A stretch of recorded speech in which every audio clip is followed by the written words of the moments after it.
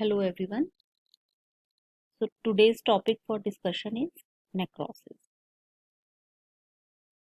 Coming to the definition, necrosis is defined as localized area of cell death of tissue followed by degeneration of tissue by hydrolytic enzymes which are released from the dead cell itself. And necrosis is always accompanied by inflammatory reaction. Acute inflammatory infiltrate. So the important in definition is there is localized area of cell death which is followed by liberation of hydrolytic enzymes and it is accompanied by inflammatory reaction. So types of necrosis are coagulative necrosis, liquefactive necrosis, caseous necrosis, fat necrosis, gangrene and infarct. So first of all, we will study about coagulative necrosis. Cells have died, but the basic shape and architecture of the tissue is maintained. So important point in coagulative necrosis is shape and architecture of tissue or cell is maintained. Most common manifestation of ischemic necrosis in tissue. So due to ischemia, coagulative necrosis takes place, and in this the basic outline of the cell is maintained. The affected tissue maintains its solid consistency. In most cases, the necrotic cells are ultimately removed by the inflammatory cells. So, this type of necrosis is always accompanied by inflammatory cells. Dead cells may be replaced by regeneration from neighboring cells or by scar. So, regeneration and healing will occur leading to scar formation.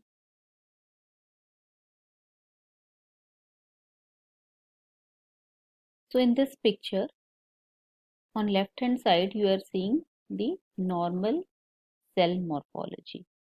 These are normal cells with nucleus and cytoplasm. And on right side, you are seeing the nucleus are fragmented or karyolysis has occurred. Okay. But the main point is the basic architecture or basic shape is maintained. So important point in coagulative necrosis are shape and morphology of cell is maintained. The affected organ or tissue is always solid in consistency. It is accompanied by inflammatory infiltrate and healing takes place by fibrosis or scar formation. Example of coagulative necrosis. Coagulative necrosis, it occurs in myocardium, heart. In MI, we see coagulative necrosis. This is the normal myocardial fibers with nucleus and cytoplasm. While this is the microphotograph of coagulative necrosis in myocardial infarction. As you are seeing, there are no nucleus in the myocardial fibers, and there is presence of inflammatory infiltrate. These are neutrophilic infiltrate. So coagulative necrosis is seen in heart in case of myocardial infarction. Another example is in kidney, ischemic necrosis in kidney. Now coming to second type of necrosis, liquefactive necrosis. As the name suggests, there is complete dissolution of the necrotic tissue. It liquefies, most commonly due to massive infiltration by neutrophils, leading to abscess formation. And it is seen in brain. Example is brain. So liquefactive necrosis, there is complete dissolution of necrotic tissue. So as you are seeing, in liquefactive necrosis, there is complete dissolution of the tissue. No outline of cell is seen. While in case of coagulative necrosis, the outline was maintained. Here there is complete dissolution, formation of liquid-like material, liquefactive necrosis. This is the gross picture of brain showing liquefactive necrosis. Now coming to caseous necrosis. In caseous necrosis, there is accumulation of amorphous debris within an area of necrosis. Accumulation of debris, amorphous debris. Tissue architecture is abolished and the viable cells are no longer recognizable. Characteristically associated with the granulomatous inflammation of tuberculosis. So, example of caseous necrosis is tuberculosis. In caseous necrosis, there is accumulation of amorphous debris. The necrosis is granular. Tissue architecture is abolished and the viable cells are no longer recognizable. So these are the debris of cell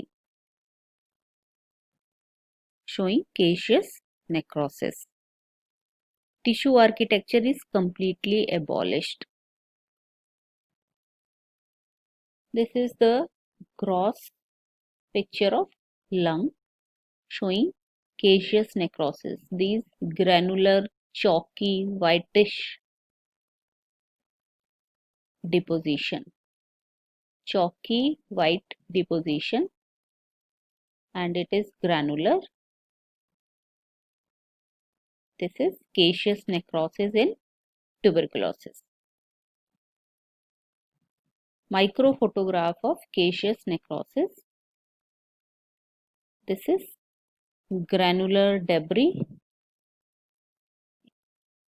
It is caseous necrosis surrounded by epithelioid cells or granuloma. Fat necrosis. It results from action of lipases released into the adipose tissue, like in pancreatitis or trauma. So example of fat necrosis is, it is seen in pancreas and breast, in which there is history of trauma. So breast and pancreas are examples of fat necrosis. Fat necrosis results from action of lipases that are released into the adipose tissue. Free fatty acids accumulate and precipitate as calcium soaps. The process is known as saponification.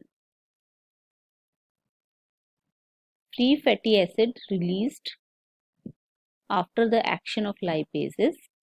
These free fatty acids in combination with calcium will form calcification deposition known as saponification. These precipitates are grossly visible as pale yellow or white nodules. Microscopically, the digested fat loses its cellular outline and there is local inflammation. Now, gangrene or gangrenous necrosis. It is not a separate kind of necrosis but a term for necrosis that is advanced and visible grossly. So, advanced stage of necrosis that is visible grossly is gangrene. If there is mostly coagulation necrosis, we call it as dry gangrene. If liquefactive necrosis, the typical foul smelling oozing foot infected with several different kinds of bacteria, it is called wet gangrene. So basically gangrene is a necrosis with putrefaction. Necrosis in combination with putrefaction due to bacteria is known as gangrene. It is of two types, dry gangrene and wet gangrene. The differences between dry gangrene and wet gangrene. Limbs are most commonly involved in dry gangrene, while bowel is most commonly involved in wet gangrene. Diabetic foot also is example of wet gangrene. In dry gangrene, there is arterial occlusion, and in wet gangrene, the necrosis is due to venous obstruction. In dry gangrene, arterial occlusion, wet gangrene, venous obstruction. Macroscopically, there is dry, shrunken and black organ, while in wet gangrene, the organ is moist, soft, swollen, rotten and dark. Putrefaction is obviously marked in wet gangrene as there is lot of blood supply. Line of demarcation is present in dry gangrene and numerous bacteria are present in wet gangrene. Prognosis is generally better in dry gangrene due to less septicemia.